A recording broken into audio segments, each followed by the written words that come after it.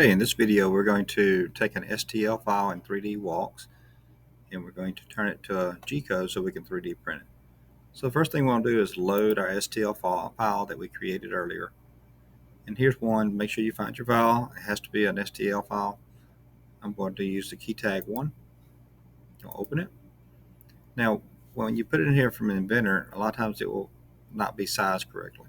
So it's already selected, but it's very, very small. So if we click over here on the scaling, and if we simply change that to 10, it should give you the same measurements as it was in Inventor when you created it. Okay.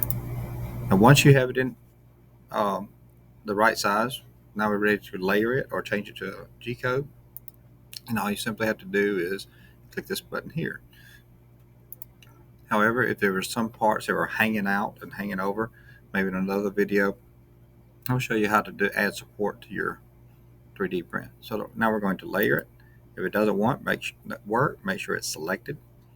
Now that it's layered, we go up to File and we go to Save G-code. If you do Save Model, it will not work. Save G-code and tell it where you want it to go. I'm going to recommend that you also put your name in front of this.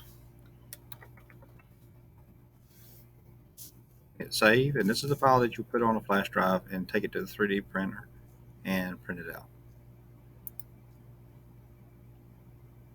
And now once you have it saved successfully, click OK.